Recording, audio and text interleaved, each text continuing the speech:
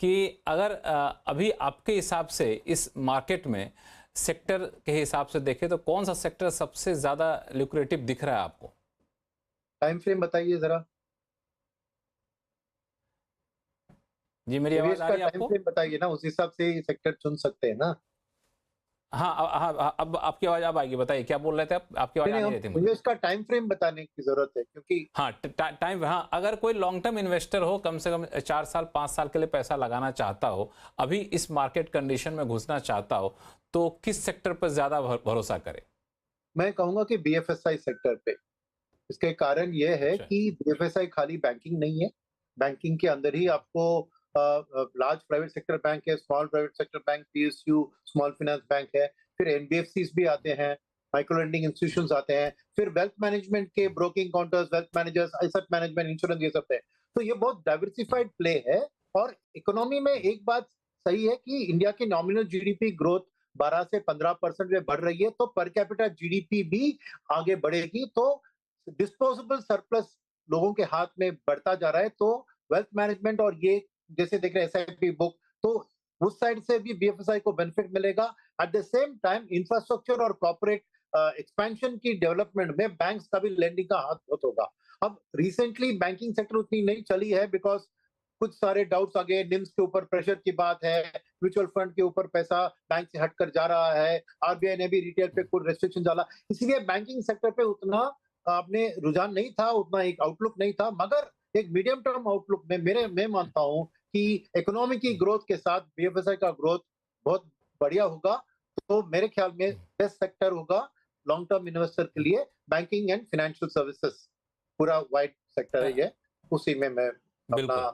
अ, बिल्कुल। सुदीप जी, आपसे मैं पूछूंगा, चूंकि सेक्टर की बात इसलिए कर रहा हूं चूंकि लोग जो पैसा लगाना चाहते हैं सीधा सवाल का जवाब चाहते हैं कि पैसा हमें लगाना है, बताओ कहाँ लगाना, वहाँ लगा देते हैं। तो कंपनी का नाम नहीं, सेक्टर के हिसाब से आपसे पूछूं कि दो सेक्टर जिस पे मैं आपसे कमेंट चाहूँगा, एक है इंफ्रास्ट्रक्चर। चूंकि नई सरकार जब से आई इंफ्रास्ट्रक्चर पर काफ़ी ज़्यादा फोकस कर रही है, कैपेक्स काफ़ी ज़्यादा बढ़ा रही है, इसको कैसे आप देख रहे हैं?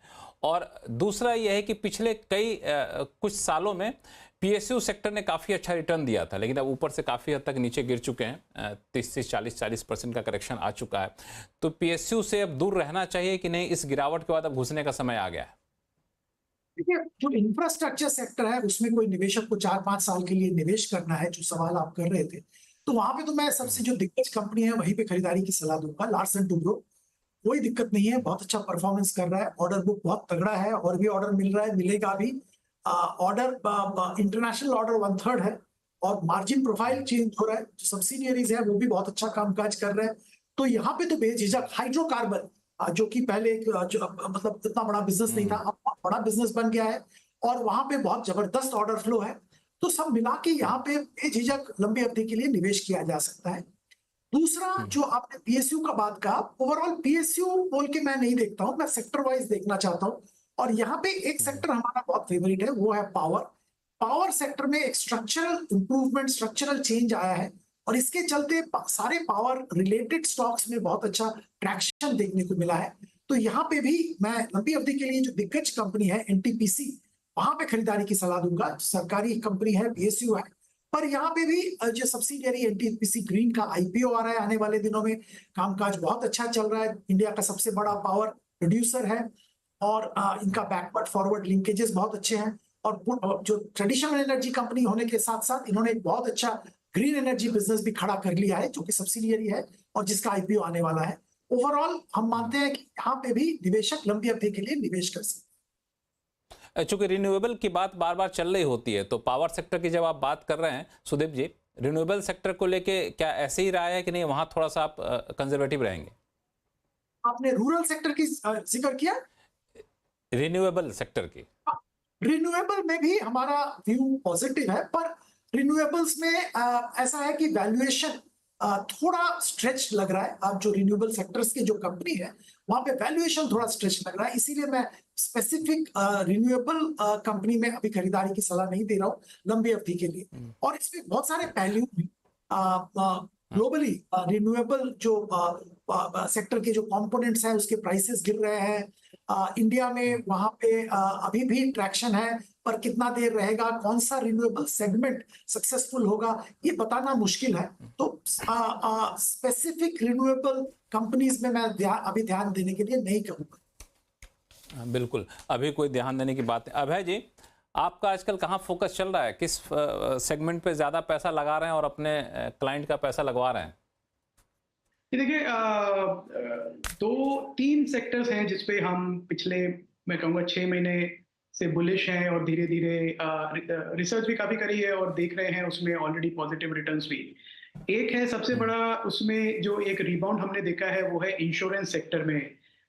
इंश्योरेंस में क्या हुआ, पिछले 4-5 साल से एकदम साइडवेज गए हैं लीडिंग स्टॉक्स भी, और वो इसलिए कि स्ट्रक्चरल प्रेशर्स थे इन स्टॉक्स पे, वैल्यूएशंस भी काफ़ी एलिवेटेड थी। पर अब फाइनली जो ग्रोथ मिसिंग थी वो वापस आ रही है। वो इसलिए आ रही है कि एक सरकार का फोकस है कि प्रोटेक्शन जो है वो आम जनता को प्रोवाइड करा जाए, लाइफ का, हेल्थ का, नॉन हेल्थ का, प्रॉपर्टी का। तो इस हिसाब से जो भी लीडिंग कंपनीज हैं इस स्पेस में, मुझे लगता है अगले 5 साल तक काफी अच्छा बिजनेस करेंगी और उसका पूरा फायदा इन्वेस्टर्स को मिलेगा और वैल्यूएशन भी बहुत रीजनेबल है इस समय। तो एक पेशेंट इन्वेस्टर्स के लिए insurance, life, non life, health, तीनों सेक्टर्स बहुत अच्छे हैं। दूसरा एक हमारा फोकस रहा है फार्मास्यूटिकल स्पेस पे, और अगेन एक ऐसा स्पेस है जो कि साइडवेज करेक्शन से गया है, पर इसमें 2 तबके हैं लक्ष्मण जी। एक तो जो एक्सपोर्ट करती है हमारी कंपनीज, बड़ी कंपनीज हैं जैसे दिवीज है, डॉक्टर रेड्डीज है। ये कोई मेरी बाय रिकमेंडेशंस नहीं है, पर मैं सेक्टर बताने के लिए नाम ले रहा हूँ। ऐसी कंपनीज के लिए एक काफी पॉजिटिव एनवायरनमेंट है, स्पेशली यूएस में, क्योंकि यूएस में जेनरिक्स की शॉर्टेज है। तो इन कंपनीज के पास एक प्राइसिंग पावर वापस आ रहा है, दूसरी इनकी प्रोडक्ट पाइपलाइन भी बहुत अच्छी है। तो फार्मास्यूटिकल एक ऐसा स्पेस है, और इसमें सेकंड पार्ट है जो डोमेस्टिक मार्केट है, वहां पे भी पिकअप है। डोमेस्टिक कॉन्ट्रैक्ट मैन्युफैक्चरिंग कंपनीज है काफी, जो उसमें 3 लिस्टेड भी है। वो एक मुझे लगता है काफी बड़ा इमर्जिंग स्पेस बनेगा अगले 3 से 5 साल में। और इसके अलावा फार्मास्यूटिकल इंश्योरेंस के अलावा जो तीसरा सेक्टर है जहां पे हम बुलिश हैं वो है नॉन फेरस मेटल का, एल्यूमिनियम, कॉपर, टिन, निकल, जिंक, स्टील, ये जो सारी कंपनीज हैं। और इसका थीसिस ये है कि अगेन कोविड के बाद से सिंस चाइना में कंजम्पशन काफी कम थी, तो डिमांड कम होने की वजह से इन कमोडिटीज के प्राइसेस काफी फ्लैटलाइन हुए हैं, और उसका अब थोड़ा चाइना जैसे रिफ्लेक्ट करेगा, डिमांड वापस आएगी, और चाइना 50% कमोडिटीज कंज्यूम करता है दुनिया की। तो जब ये कंजम्पशन दिख रही है, ऑलरेडी वापस आ रही है इस एनवायरनमेंट की इन्वेंट्री भी लीन है और सप्लाई भी कम है, तो एक नॉन फेरस मेटल एक ऐसा स्पेस है जहां पे अच्छी एक ग्रोथ आ सकती है, प्राइस की भी और वॉल्यूम की भी।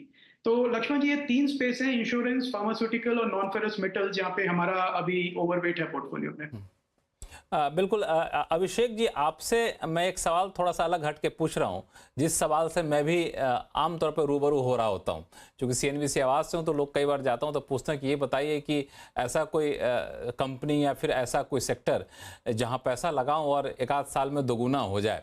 फलाने ने लगाया था जी कोविड के बाद, तो उसका पोर्टफोलियो तो 8 महीने में दोगुना होगा। तो कोई एग्जाम्पल देता है HCL का कि हमने पैसा लगाया, देखिए अभी दोगुना हो गया। तो ये जल्दी से पैसा बनाने का जो अनुभव रहा है पिछले कुछ सालों में, उस अनुभव के आधार पर अभी उस अपेक्षा के साथ पैसा लगाना सही रहेगा क्या, या फिर अभी गुंजाइश है वैसा? अभिषेक जी। नहीं, बिल्कुल भी नहीं। मुझे नहीं लगता है कि, देखिए, ये जो इन दिनों में हमने जो देखा है ना, वो अनप्रेसिडेंट है। ऐसी कोई पास्ट में आप किसी भी मार्केट में आपने देखा नहीं होगा किस तरह से हुआ है। जहां अगर हम ऐसे में स्टॉक एक्सचेंज को अगर हम देखें, या हम इवन लिस्टेड में जो आईपीओ का मार्केट देखें, तो ये हर तरह से इंडिकेट करता है कि there was a frenzy, there was a bubble. And सबको पता है, मतलब ऐसी कोई नई बात मैं नहीं कर रहा, बट होता ये है कि हमारे बताने से चीजें नहीं हो जाती। मार्केट अल्टीमेटली गॉड है, एंड डिमांड सप्लाई का गेम है। अभी सडनली आप देख रहे हो सप्लाई साइड के अंदर में जो है वो पूरी बदलाव हो गई है, और अभी जो डिमांड थोड़ी सी ऑल्टर हो रही है, इसलिए हम इस तरह के रिएक्शन देख रहे हैं, और अब सैनिटी की तरफ मार्केट आएगा। सो इस अपेक्षा में कि जैसे रिटर्न हमने पास्ट में देखे, क्या वैसे फ्यूचर में बनेंगे, answer is no. Typically market से आप जब एक्सपेक्ट करते हो, मुझे याद है हम लोगों का एक बेंचमार्क होता था कि आपने साल में पोर्टफोलियो लेवल पे अगर 18% से 24% बना लिया तो बहुत ही कमाल कर दिया। बल्कि 24% साल का निकालना तो मतलब पोर्टफोलियो लेवल पे वो suppose to be considered as one of the best performance. आज की डेट में तो मेरे को लग रहा है लोग शायद 6-6 महीने या 12 1-1 महीने की बातें करते हैं। सो ये सब होता नहीं है। I think so we need to be understanding that at a long term returns अगर हम देखेंगे तो वो वैसे ही एवरेज आउट हो जाता है। 10 साल की अगर आप रिटर्न निफ्टी की देखेंगे तो 10% के आसपास, 30% के आसपास आपको दिखेगी मोटा मोटा। एंड अगेन ये फेस टू फेस डिपेंड करता है। कोविड के बाद देखेंगे तो नंबर अलग दिखेगा।